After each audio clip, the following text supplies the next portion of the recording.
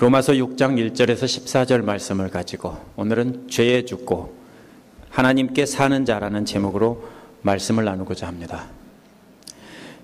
미국에서는 흔히 결혼 전에 배첼러 파티라는 것을 합니다.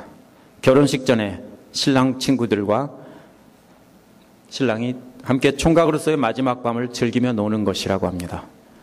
결혼이란 자유롭게 살던 처녀 총각이 사라지고 이제는 두 사람이 연합하여 새로운 한 몸이라는 것을 모두에게 알리는 시기입니다. 이전의 처녀 총각은 사실상 죽은 것이고 이제는 하나의 부부만이 존재합니다. 우리 집사님들이 자주 쓰시는 말 중에서 두 부부라는 말은 사실 틀린 말입니다. 원래 부부 자체가 복수이므로 두 부부면 네 명이 되는 겁니다. 이처럼 부부라는 말은 하나가 아니라 사실은 둘이지만 실제로는 하나입니다. 부부간의 문제가 언제 생깁니까? 각자가 이전의 총각 때처럼 처녀 때처럼 살려고 하다 보니까 생기는 겁니다. 이전의 처녀 총각이 죽지 않고 살아있기 때문에 부부간에 문제가 생기는 것입니다. 하지만 분명히 알아야 될 것은 이전의 처녀 총각은 이미 죽었습니다. 그리고 이제는 둘이 결혼한 하나의 부부만이 존재합니다. 그러므로 결혼한 부부는 이전과는 다른 삶을 사는 것이고 다른 존재라는 것입니다. 오늘 말씀은 5장 20절을 물고 늘어지는 것으로 시작합니다. 5장 20절은 죄가 많은 곳에 은혜가 넘친다라는 것입니다. 많은 죄를 용서받고 새 사람이 되면 더 많은 감사가 있다는 것이 바울의 뜻입니다. 예수님께서도 누가복음 7장 14절에서 21절에서 42절에서 뭐라고 41절 42절에서 500데나리온 빚을 탕감받은 자와 50데나리온 빚을 탕감받은 자 이야기를 하셨습니다.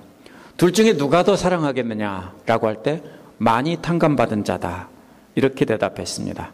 말할 수 없는 죄를 용서받은 자에게 더 큰 은혜가 넘친다라는 뜻입니다. 이에 대해 가상의 대적자는 은혜를 더하게 하려고 죄를 더 많이 지어야 되겠네. 와, 우리 가서 죄 많이 짓자. 이렇게 빈정거리는 비아냥거리는 것이 오늘 말씀 6장 1절입니다. 이것을 질문처럼 이렇게 한 것입니다. 크리스찬에게서 거듭남의 구원이란 마치 거룩한 사람이 음란한 거리의 여인을 아내로 취해서 결혼한 사건과도 같은 것입니다. 남자가 몰라서 결혼한 것이 아니라 알고도 그렇게 했다면 여자의 입장에서는 참으로 놀라운 은혜가 아니겠습니까? 예수를 알기 전에 우리는 마치 거리의 여인과도 같은 존재였는데 하나님의 아들 예수 그리스도께서 십자가에 죽으심으로 그것을 믿음으로 우리가 거룩한 새로운 신분이 된 것입니다. 바울의 가상의 대적인 유대인 신자는 1절에서 더 큰 은혜를 체험하려면 더 음란하게 살아야 되겠다라고 비꼬았습니다. 이 질문은 분명히 잘못된 것입니다. 음란하게 살았기 때문에 구원을 받은 것이 아닙니다. 음란하게 살았기 때문에 뭡니까? 거룩한 분과 결혼한 것이 아니라는 것입니다.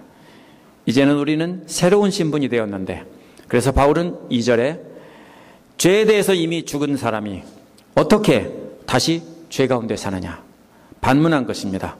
오늘 말씀을 잘못 이해하고 있는 유대인 신자들에게 구원받은 사람이 어떤 존재인가를 알려주고 있는 것입니다. 바울의 말이 첫머리가 똑같은 세 단어로 시작하는데요. 모두 다 영어로 SYN 아니면 SYM이라는 걸로 시작합니다. 함께라는 뜻입니다. 4절에 함께 묻혔고 6절에 함께 십자가에 못 박혔고 8절에 함께 살아난 자라는 똑같은 모양의 단어로 시작을 합니다. 이 모든 단어를 묶는 것은 5절에 연합이라는 단어인데 역시 그리스어로 함께 심어졌다라는 뜻입니다. 따라서 우리는 그리스도와 연합한 존재라는 것입니다. 함께 심어진 존재라는 말은 연합이라는 뜻입니다. 함께 연합한 존재입니다. 바울은 그리스도와 연합한 존재인 우리가 어떻게 살아야 되는지 또 가르치고 있습니다. 그래서 첫 번째, 구원받은 우리는 어떤 존재인가라는 것을 한번 생각해 봐야 됩니다. 그리스도와 함께 침례를 받은 우리는 누구나 그의 죽으심과 함께 침례를 받은 것을 알지 못하느냐라고 3절에서 바울이 반문함으로 논쟁을 시작합니다. 그것도 모르냐라는 질문은 이미 너희들도 다 알고 있다라는 사실입니다. 이미 알고 있는 사실을 다시 한번 상기시키면서 함께 묻힌 거다라는 것입니다. 침례란 함께 묻힌 것이다. 침례식에서 물속에 잠기는 것은 죽어서 땅에 묻히는 것을 상징하는 것입니다. 그래서 샌데이와 헤들람이라는 사람은 침례를 다음과 같이 생생하게 묘사합니다. 흐르는 물 아래 던져진 것은 마치 죽음과도 같다. 물 아래 잠겨있는 잠시 동안은 마치 땅에 묻혀있는 것과도 같다. 다시금 일어서서 햇살 아래 숨쉬는 것은 일종의 부활이다. 참 잘 묘사한 말입니다. 사실 침례의 의미를 정확히 알려면 우리는 땅을 파고 흙으로 덮어서 묻은 다음에 잠시 후에 다시 파내주고 일어나게 해야 됩니다. 현실적으로 그렇게 할 수 없기 때문에 우리는 쉽게 물로 대신하는 겁니다. 그런데 성경에는 물로 씻는다는 의미의 세례는 없습니다. 한국말에서 세례라는 말은 사실 잘못 번역한 것입니다. 처음에 물에 잠기는 침례를 하지 않고 물 뿌리는 침례를 행하는 장로교단과 감리교단이 한국에 들어왔기 때문에 말을 그렇게 번역한 것뿐입니다. 그러나 지구상의 어떤 성경도 물로 씻는다는 말로 번역한 말은 없습니다. 왜냐하면 웹타이즘이라는 말은 영어가 아니라 그리스어입니다. 그리스어로 물에 잠긴다라는 뜻이지 씻는다는 말이 아닙니다. 이 말을 일본어 성경에서는 밥티조마라고 그냥 그대로 음역했고 영어에서도 웹티즘이라고 그대로 그리스어를 그냥 가지고 온 것입니다. 근데 할 수 없습니다. 한국어 성경에는 다 세례라고 썼고 우리가 가진 새 번역은 밑에다가 또는 침례라고 써줬습니다. 하지만 원래의 의미는 세례가 아니라 정확히 침례라는 말입니다. 침례는 물로 죄를 씻는 것이 아니라 더러운 죄인이 죽는 장례식입니다. 퓨너럴입니다. 장례식으로만 끝나면 아무런 은혜가 없습니다. 4절에서 계속 설명합니다. 그리스도께서 하나님의 영광 가운데서 영광을 통해서 죽음 가운데서 부활하신 것처럼 우리도 새 생명으로 부활한다는 것입니다. 살아간다는 말은 문자적으로 걷는다는 뜻입니다. 죽은 자는 누워있지만 새 생명을 얻은 자는 걸을 수 있는 것입니다. 하지만 침례식 자체가 옛사람을 죽게 하고 새 사람을 살게 하는 것은 아닙니다. 이는 마치 이미 결혼을 약속한 남녀가 사람들 앞에서 식만함으로써 선포하는 것 뿐입니다. 이미 그리스도를 영접하고 옛사람은 죽고 새 사람으로 거듭난 사람이 성도들 앞에서 공개적으로 선언하는 것이 바로 침례입니다. 만약 여러분이 예수 그리스도를 영접하지 않고 그냥 교회에 오래 다녔기 때문에 교회 정식 회원이 되기 위해서 침례나 세례를 받았다면 그것은 무효입니다. 의미가 없습니다. 그런 분들에게는 제가 다시 받으라고 권합니다. 구원의 감격을 아는 분이 다시 한번 물에 잠기고 다시 태어나는 것을 경험하기를 권합니다.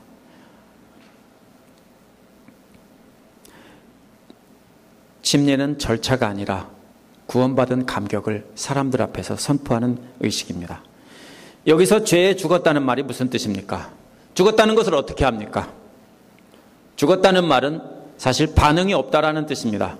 개나 고양이가 멀리서 낮잠을 자고 있으면 죽었는지 살았는지 모릅니다. 가까이 가서 발로 툭 건드려 보면 살아있는 개나 고양이는 움직이고 죽은 고양이나 개는 움직이지 않습니다. 이와 마찬가지로 죄에 대해서 죽었다면 죄의 유혹에 대해서 반응을 보이지 않는다는 뜻이 될 수 있습니다. 그렇다면 예수 그리스도를 영접하고 구원받은 사람은 죄의 유혹에 대해서 아무런 감각이 없을까요? 이에 대한 대답은 예수님을 보면 알 수 있습니다. 예수께서 금식하셨을 때 사탄이 3가지 유혹을 했습니다. 떡을 만들어 먹으라, 뛰어내리라, 절하라, 하지만 예수님은 사탄이 원하는 반응을 보이지 않으셨습니다. 그것이 죽은 것입니다. 예수께서 사탄의 유혹에 아무런 감각이 없었기 때문에 거절한 것이 아닙니다. 사탄의 유혹이 잘못된 것을 알기 때문에 의지적으로 거절한 것입니다. 마태복음 16장 23절에 보면 베드로가 십자가를 지지 말라고 했을 때 사랑하는 제자를 향해 사탄아 물러가라 라고 거절하셨습니다. 저절로 그렇게 된 것이 아니라 날마다 이른 새벽에 습관을 쫓아 기도하시면서 하나님의 음성에 순종하신 결과입니다. 구원받은 우리도 저절로 죄에 무감각해진다면 얼마나 좋겠습니까? 하지만 그렇다면 12절처럼 죄가 여러분의 죽을 몸을 다스리지 못하게 하라고 명령할 필요가 없습니다. 왜? 저절로 죄에 무감각해졌으니까. 절대로 아닙니다. 그렇다면 정말 탁월하게 거룩한 사람들에게만 이 말씀을 한 것입니까? 죄에 완전히 무감각해져라. 아닙니다. 이 말은 아직도 믿음이 약한 성도들에게 죄에 죽은 사람처럼 되라. 이렇게 명령하고 있는 것입니다. 5절에서 계속해서 침례의 의미를 설명합니다. 우리가 만약 그리스도의 죽으심과 같이 죽음을 죽어서 그와 연합하는 사람이 되었으면, 연합하는 사람이라는 말을 직역하면 함께 심었다라는 뜻입니다. 씨앗이나 팥뿌리 같은 것을 땅을 파고 함께 심었다는 겁니다. 앞에는 뭐라고 했습니까?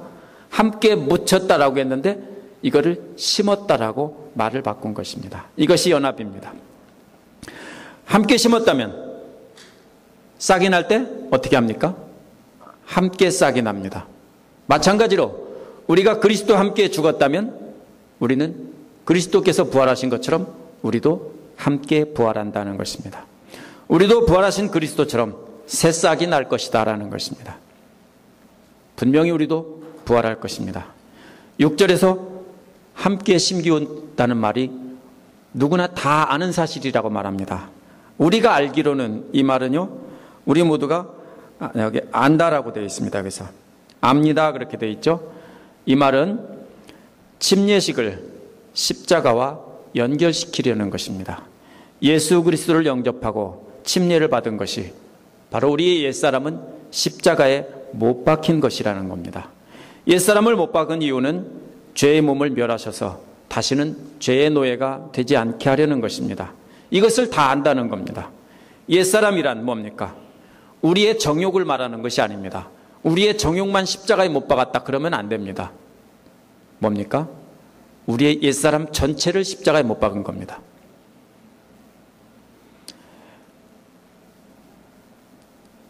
죄의 몸을 멸한다는 말은요, 죄의 몸을 완전히 제거하거나 박멸한다는 뜻이 아닙니다.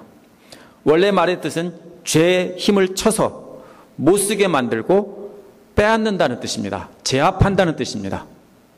절대로 완전히 죽여 없앤다는 뜻이 아닙니다. 무장해제한다는 뜻입니다. 이것이 바로 죄를 멸한다는 뜻입니다.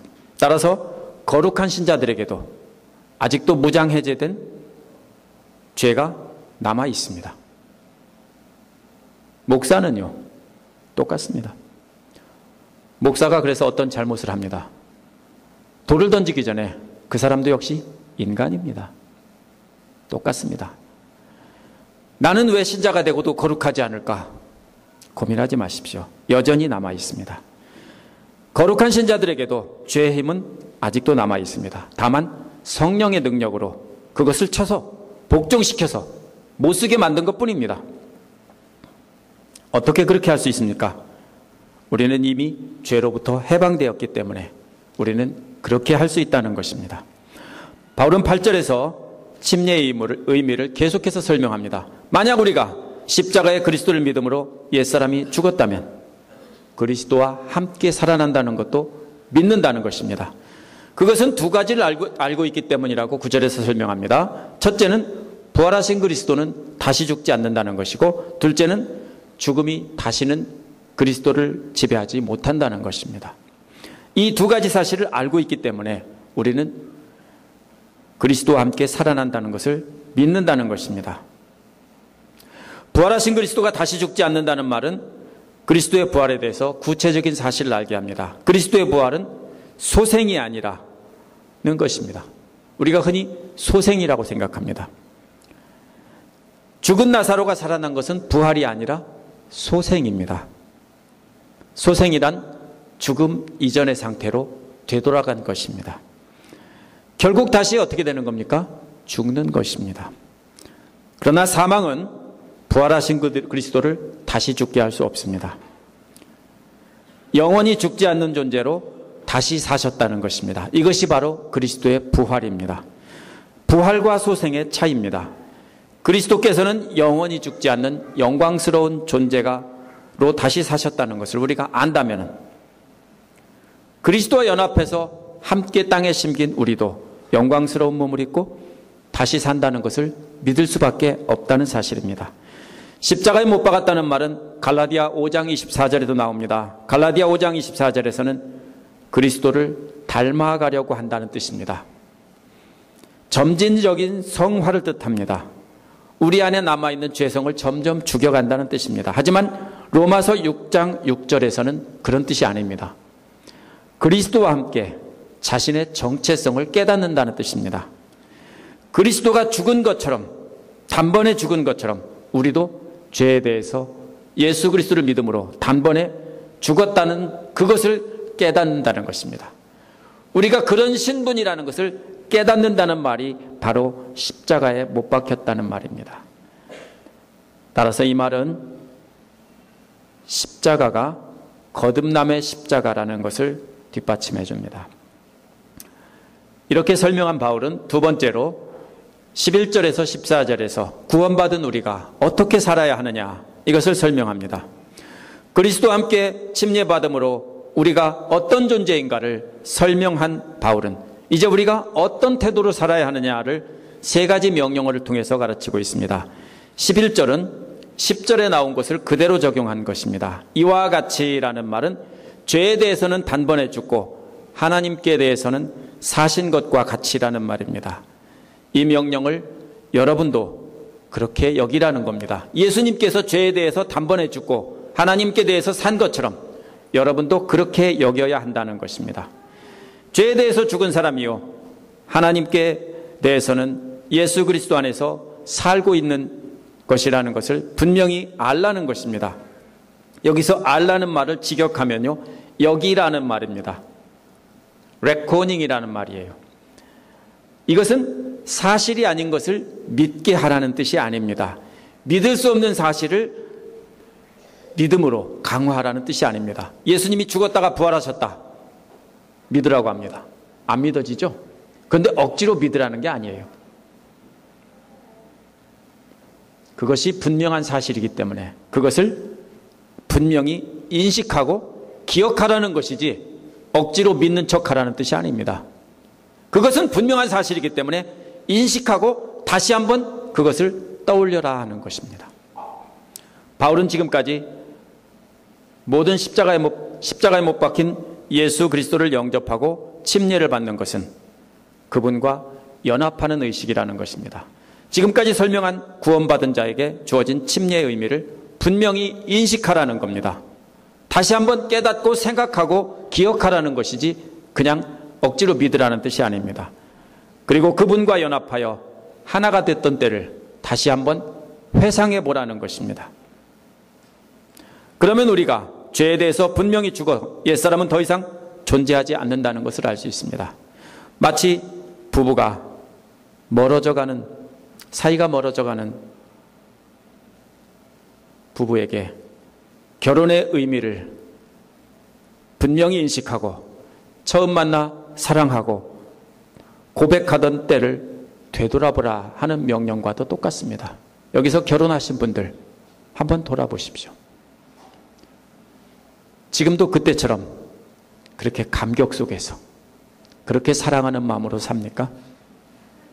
한번 되돌아보십시오, 여러분.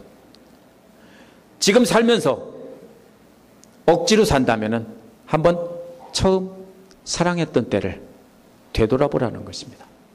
그것처럼 신자들도 처음 예수님 만났을 때 그 감격을 한번 되돌아보라는 것입니다.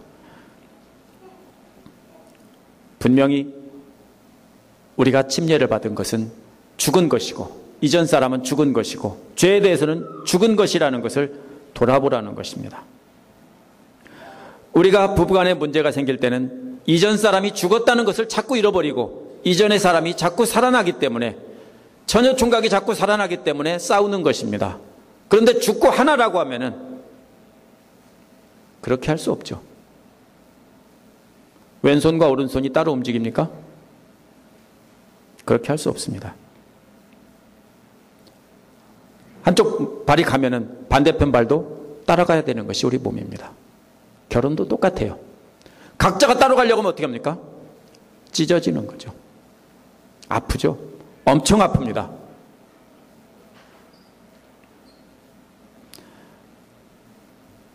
지금 이것을 되돌아보라는 것입니다. 과거의 경험에 놀라운 거듭남의 비밀을 다시 한번 되새기고 그 뜻을 자세히 설명한 이유는 절대로 다시 그때로 돌아갈 수 없다라는 뜻입니다. 그러므로 절대로 과거처럼 죄를 지을 수 없습니다. 이전에 죄인 신분으로 돌아가려고 하는 분들은 마치 신분이 높은 남자와 결혼한 거리의 여인이 다시 거리의 여인으로 돌아가려는 것과 같습니다. 그저 이전 모습으로 돌아가면 또다시 용서받고 더 큰 감격이 있을 것이 아니냐. 그 감격을 다시 체험하기 위해서 다시 거리로 나가자. 그럴 수 있습니까? 우리가 다시 죄를 짓고 전처럼 사는 것은 그와 똑같다는 것입니다. 우리는 이미 그리스도의 연합해서 이미의 과거는 죽었습니다. 그리고 이제는 새 사람으로 거듭났기 때문에 절대로 돌아갈 수 없다라는 뜻입니다. 왜 돌아보라고 합니까? 돌아갈 수 없다라는 뜻이에요. 이 사실을 알기만 해서는 안 됩니다. 말씀은 깨닫고 은혜 받았다는 것 참 감사합니다. 거기서 멈추면 아무것도 아닙니다. 그러면 그 은혜 받았을 때 그 기쁨을 체험하기 위해서 또 다시 더 좋은 설교를 듣고 더 좋은 목사님 설교를 듣고 부흥회도 찾아다니고 이렇게 떠돌이를 하는 겁니다. 그러다가 기쁨을 느끼고 하고 또 멈추면 아무것도 아닙니다. 뭐를 해야 됩니까? 그런 감격을 주신 것은 그 다음에 우리가 행동으로 옮기라는 것입니다. 따라서 우리가 감격을 되새겨 보라고 하는 것은 그 다음에 행동을 요구하는 겁니다. 뭘 요구합니까? 12절에서 구체적인 명령을 합니다. 죄가 지배하지 못하게 하라. 정확하게 직역하면 죄가 왕노릇하지 못하게 하라는 것입니다. 따라서 구원받은 자라고 저절로 죄에 대해서 죽는 것은 아닙니다. 우리 스스로 막아야 된다는 것입니다. 베드로전서 2장 11절에서 사랑하는 자들아 나그네와 행인 같은 너희를 권하노니 영혼을 거스려 싸우는 육체의 정욕을 제어하라 했습니다. 막으라는 겁니다. 바울은 또 갈라디아서 2장 20절에서 내가 그리스도와 함께 십자가에 못 박혔나니 그런즉 이제는 내가 사는 것이 아니요 오직 내 안에 그리스도께서 사시는 것이라. 이제 내가 육체 가운데 사는 것은 나를 사랑하사 나를 위하여 자기 몸을 버리신 하나님의 아들을 믿는 믿음 안에서 사는 것이라. 이렇게 말했습니다. 뭡니까? 내가 사는 것이 아니다. 내가 억지로 제어하는 것이라는 것입니다. 우리가 그것을 깨달았다면, 감격의 순간을 깨달았다면 이제 우리 죄가, 우리 안에 아직도 남아있는 죄가 썩을 육체 안에서 왕노릇하지 못하게 해야 되는 것입니다. 그것은 육체의 정욕에 복종하지 못하게 해야 합니다. 무장해제시키고 묶어놓은 것을 다시 끌어줘서 놔두면 어떻게 합니까? 다시 여러분을 지배하는 것입니다. 13절에는 부정적인 명령과 긍정적인 명령이 나옵니다. 어떻게 죄가 왕노릇하게 못하게 하는지 구체적인 방법을 제시한 것입니다. 13절의 부정적인 명령은 여러분의 지체를 죄에 맡겨서 불의의 연장이 되지 말게 하라. 불의의 무기가 되지 말게 하라. 이 연장이나 무기라는 말입니다. 여러분이 죄에 복종할 때는 여러분이 뭐가 되는 겁니까? 죄의 무기가 되는 것입니다. 여기서 지체라는 말은 뭡니까? 지체라는 것은 몸의 부분을 말하지만 정확히 말하면 눈, 코, 입, 손, 발을 말합니다.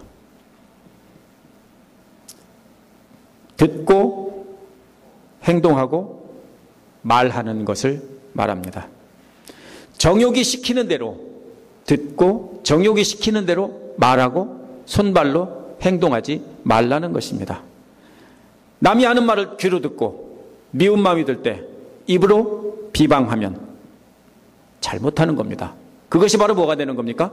죄의 무기가 되는 겁니다.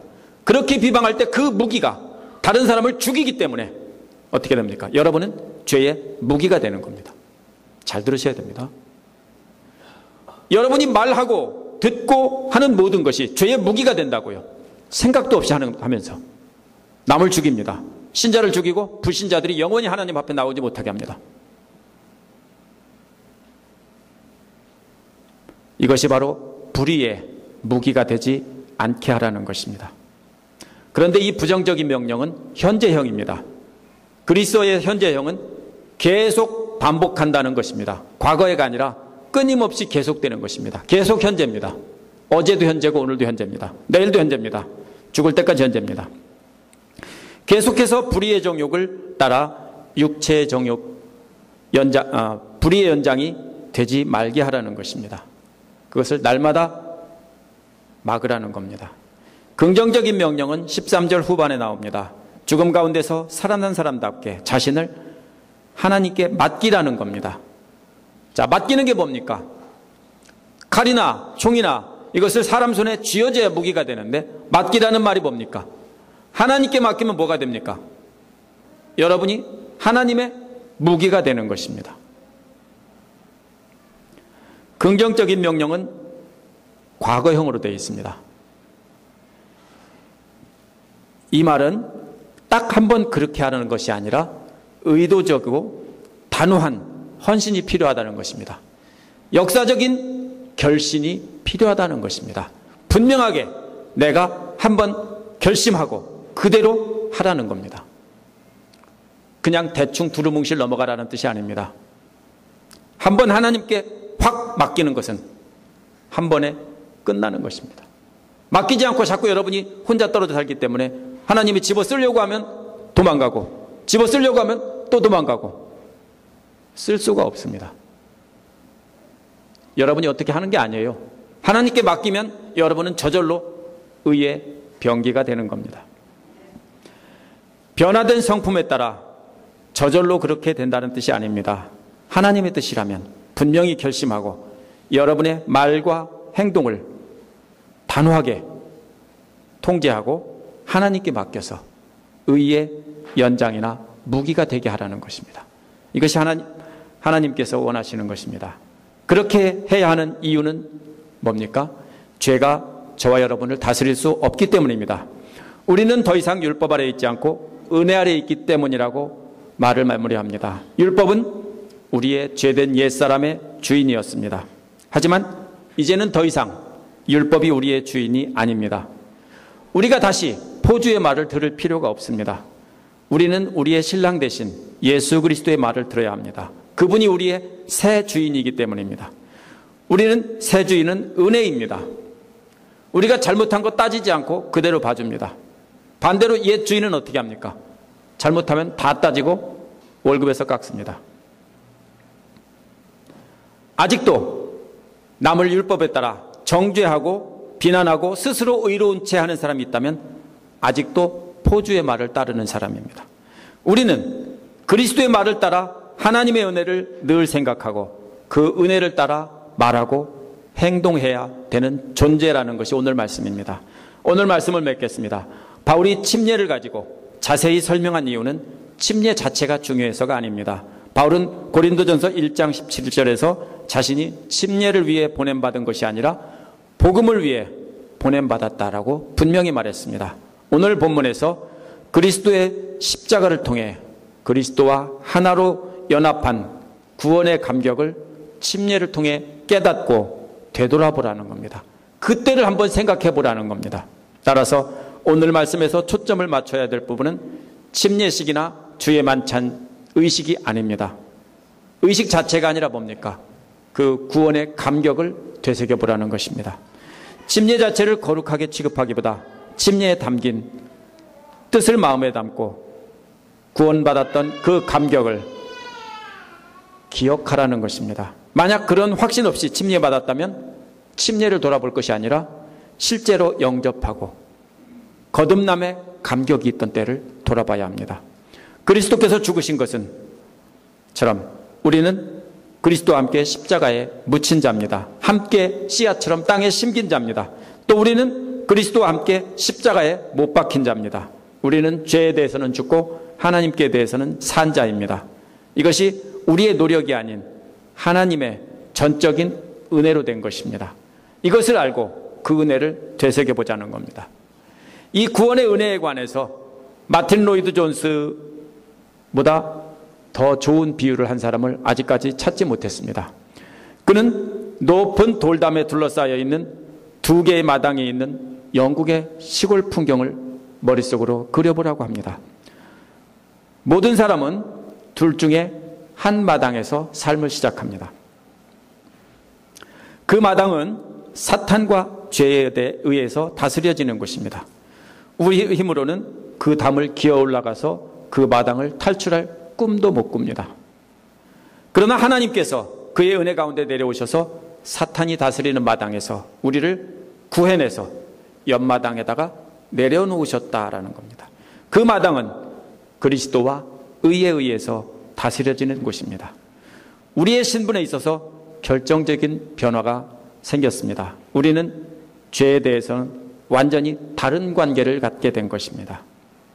하지만 우리는 아직도 담 너머에 있는 우리가 전에 있던 마당에서 사탄이 부르는 소리를 듣습니다. 어떤 때는 원치 않더라도 늘 순종해왔기 때문에 사탄이 이렇게 하라 하면은 자기도 모르는 사이에 움직일 수도 있을 수 있습니다. 우리가 사탄의 마당에서 사탄이 있는 담마당에서 멀리 떨어져 나간다면 사탄의 소리가 약하게 들릴 수는 있을 것입니다. 하지만 사탄의 목소리는 그리스도와 함께 사는 그 마당에서도 여전히 들립니다. 계속해서 유혹합니다. 다시 돌아오라고, 다시 넘어오라고. 그런데 계속 두려워하겠습니까? 아닙니다. 사탄의 지배에서 이미 벗어났고 사탄은 어쩌지 못한다는 것을 안다면, 여기는 다른 사람의 마당이라고 하는 것을 안다면 전혀 두려워할 필요가 없습니다. 복종할 필요가 없습니다. 그리스도의 십자가의 피로 저와 여러분은 이미 옮겨진 것입니다. 이미 옮겨졌다는 사실을 기억하시기 바랍니다.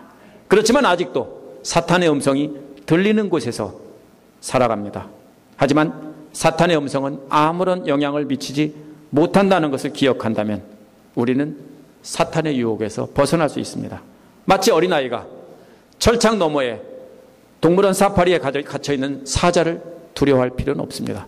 만약 우리가 어린아이가 그 울타리 안에 있다면 이것은 정말 두려운 일입니다. 그러나 사육사들이 얼른 꺼내서 밖으로 내놨다면 더 이상 두려울 필요가 없습니다. 사자가 으르렁거려도 놀리며 조롱하며 구경하고 먹을 것 던질 수 있습니다. 왜요? 알기 때문에. 사탄이 넘어와서 사자가 넘어와서 나를 물지 못한다는 것을 분명히 알기 때문에 두려울 필요가 없습니다. 저와 여러분은 사탄의 유혹에서 완전히 벗어났습니다. 이것이 바로 구원받고 거룩한 백성이 된 우리가 때로는 사탄의 음성에 복종하는 이유입니다. 하지만 우리는 그리스도와 함께 연합한 존재가 되었고 그리스도의 품 안에서 보호받고 있다는 사실을 안다면 사탄의 음성을 무시하고 그리스도의 명령에 따라야 하는 것입니다. 이것이 바로 죄에 대해서는 죽고 하나님께 대해서는 사는 성도의 길입니다. 기도하겠습니다.